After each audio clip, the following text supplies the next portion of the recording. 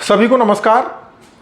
आज के लेसन में हम ये जानने की कोशिश करेंगे कि जब भी हम किसी वर्ब में आईएनजी लगाते हैं तो हमें किन नियमों का पालन करना चाहिए।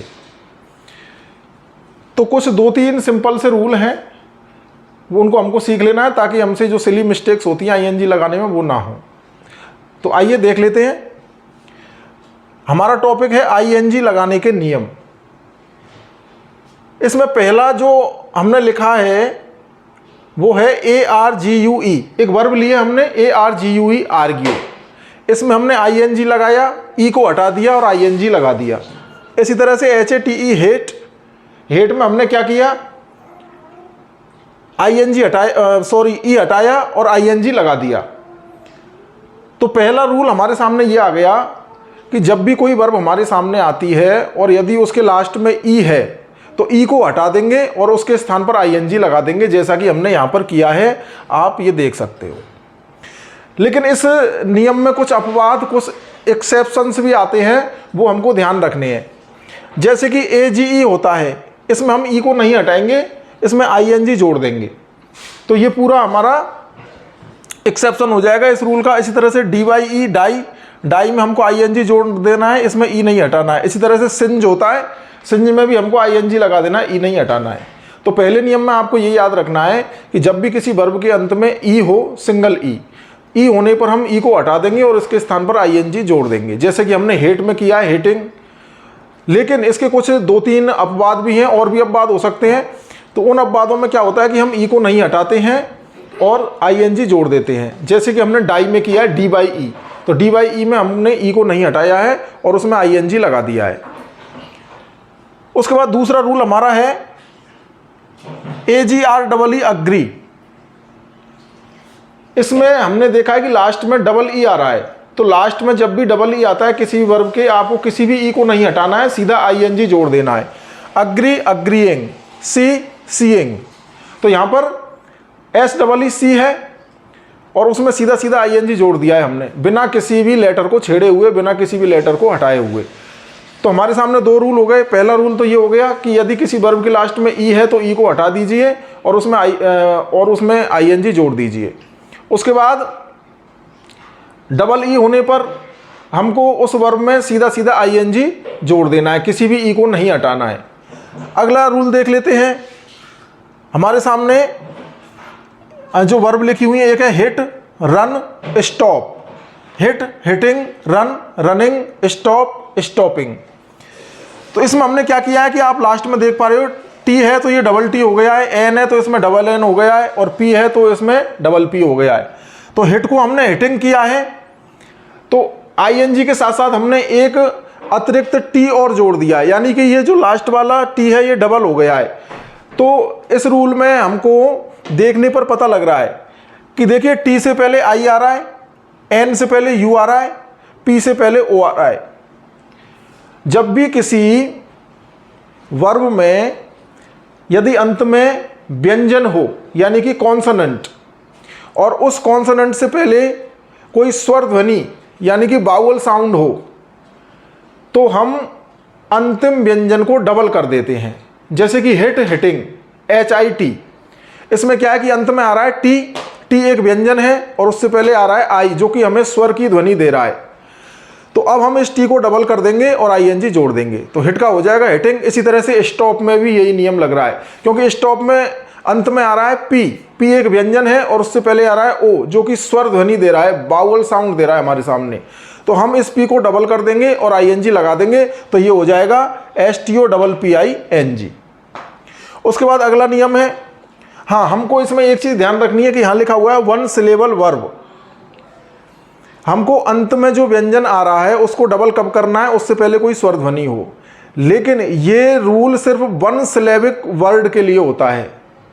जिन क्रियाओं में, जिन वर्ब में या जिन वर्ड्स में एक ही सिलेबल होता है, उनमें ही हम अंतिम व्यंजन को डबल करते हैं, जो कि किसी स्वर ध्वनि के बाद आया हुआ होता है। अब ये 1 सिलेबल वर्ड क्या होते हैं, तो बस एक जानकारी के लिए मैं आपको बता दूं कि जिसमें एक ही स्वर ध्वनि हो, कोई भी ऐसा शब्द, या हम यहाँ पर वर्ब की बात कर रहे हैं तो कोई भी ऐसी वर्ब जिसमें एक ही स्वर ध्वनि हो तो वो 1 सिलेबल कहलाती है। बस इतना से जान लीजिए आप। तो इनमें सब में एक ही स्वर ध्वनि आ रही है, तो इसलिए हमने अंत में व्यंजन आने पर उसको डबल किया है और आईएनजी लगाया है। उसके बाद देखिए किसी शब्द के अंत में एल आने पर,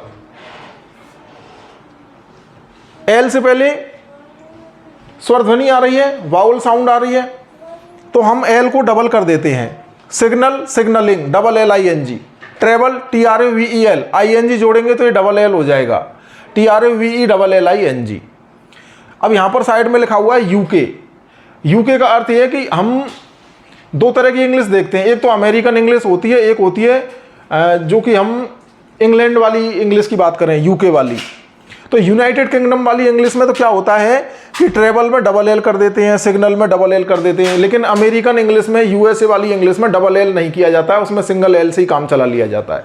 तो ये कुछ बेसिक सा डिफरेंस है, आप डबल एल सिंगल एल दोनों ही लिख सकते हो, दोनों ही सही है। उसके बाद अगला रूल आप देखिए, CARRY, कैरी।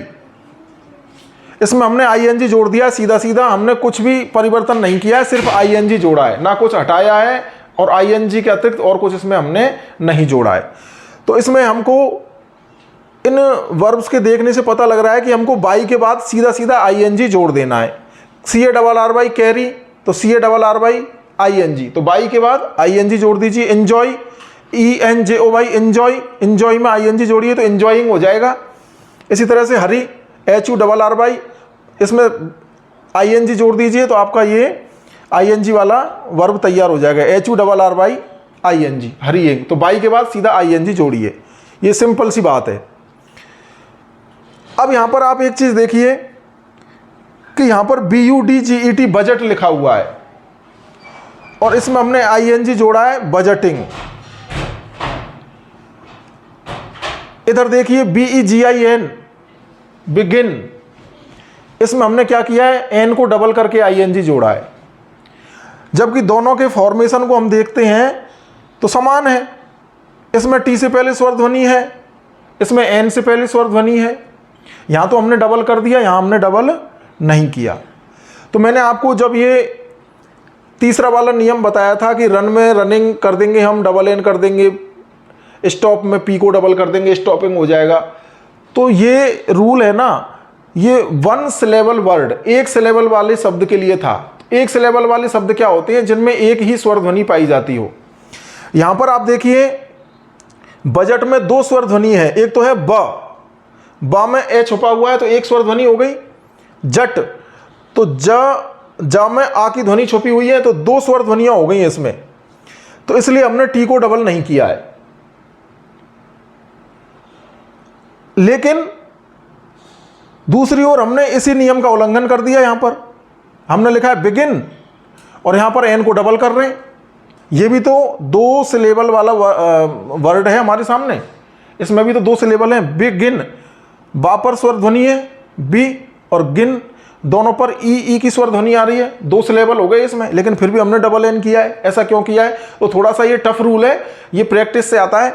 इसमें क्या होता है कि दो सिलेबल वाली जो वर्ब होती हैं हमारी, तो या वर्ड होते हैं, तो दो सिलेबल वाले वर्ड में हम क्या करते हैं, ये देखते हैं कि प्रेशराइज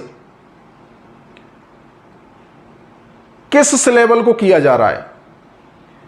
देखिए आप, स्ट्रेस, प्रेशराइज कहने के बजाय मुझे कहना चाहिए स्ट्रेस। स्ट्रेस कौन से वाले सिलेबल पर दिया जा रहा है? यदि स्ट्रेस प्रथम सिलेबल पर दिया जा रहा है तब तो अंतिम व्यंजन डबल नहीं होगा। ये जो आपको एक छोटा सा चिन्ह दिखाई दे रहा होगा, ये स्ट्रेस का चिन्ह है, तो पहले वाले सिलेबल पर स्ट्रेस है, इसमें बजट, बजट, तो पहले वाले सिलेबल पर स्ट्रेस है, इसलिए हमने टी को डबल नहीं किया है। लेकिन इसमें क्या हुआ है, बिगिन में, इसमें दूसरे वाले सिलेबल पर स्ट्रेस दिया गया है, बिगिन, बिगिन, तो यहां पर दूसरे वाले सिलेबल पर जब स्ट्रेस आएगा तो फिर अंतिम व्यंजन डबल हो जाएगा, क्योंकि उससे पहले स्वर ध्वनि आ रही है। तो इस पर सिंगल सिलेबल वाला रूल अप्लाई हो जाएगा। लेकिन यहां पर अप्लाई क्यों नहीं हो रहा? क्योंकि हम फर्स्ट सिलेबल को स्ट्रेस कर रहे हैं, यहां पर सेकंड सिलेबल को स्ट्रेस कर रहे हैं, इसलिए यहां पर एन डबल हो गया है और यहां पर टी डबल नहीं हुआ है। तो ये कुछ छोटे छोटे रूल हैं। बस मैं आपको एक बार जल्दी से रिवाइज कर देता हूं। यदि किसी शब्द के अंत में ई है तो हम ई को हटा करके सीधा ING जोड़ देंगे। कुछ अपवाद हो सकते हैं, यदि किसी वर्ब के या किसी शब्द के अंत में डबल ई है, उसमें हमको आईएनजी लगाना है, तो डबल ई के बाद आईएनजी जोड़ दीजिए। किसी भी लेटर को, किसी भी अक्षर को आपको हटाना नहीं है। जैसे कि हमने देखा ये आपका अग्री, अग्रीइंग, तो इसमें डबल ई था, सीधा आईएनजी जोड़ दिया। एक नियम था हमारा, यदि एक सिलेबल वाला वर्ब है, उसके लास्ट में व्यंजन है या व्यंजन ध्वनि है और उससे पहले स्वर ध्वनि आ रही है, तो लास्ट वाले व्यंजन को डबल कर देंगे। जैसे कि हिट में किया है हमने हिटिंग, और रन में किया रनिंग। एल वाला रूल है, इसमें आप आईएनजी जोड़ दीजिए डबल एल लगा करके, और अमेरिकन इंग्लिश में डबल एल नहीं किया जाता है। कैरियंग में बाई आने पर सीधा आप आईएनजी जोड़िए और आपका ये नया जो वर्ड है आईएनजी वाला वो तैयार हो जाएगा। और यहाँ पर मैंने आपको बताया था, यहाँ पर टी डबल नहीं हुआ है, बजट में टी डबल इसलिए नहीं हुआ है क्योंकि यहाँ पर जो स्ट्रेस है वो पहले वाले सिलेबल पर है, लेकिन यहाँ पर स्ट्रेस दूसरे वाले सिलेबल पर है। स्ट्रेस का पता बोलने से लगता है। हम ऐसे नहीं कि किसी भी शब्द को कैसा भी पढ़ दें। जैसे हमको बजट बोलना है तो हमको यहाँ पर पहले वाले सिलेबल को स्ट्रेस करना होगा, बजट। बिगिन में हमको दूसरे वाले सिलेबल को स्ट्रेस करना होगा, बिगिन। तो इसलिए यहाँ पर एन डबल हो गया है। तो ये हमारे आईएनजी लगाने के रूल है। और ये बस ये जो आप यहाँ पर मैंने कुछ जो वर्ब लिखी हैं, इनसे आप यदि अभ्यास करते हो तो ये आईएनजी लगाना बिल्कुल आसान है। और इसी के साथ आज का हमारा ये लेसन यहीं तक है। सभी को बहुत बहुत धन्यवाद। Thank you so much.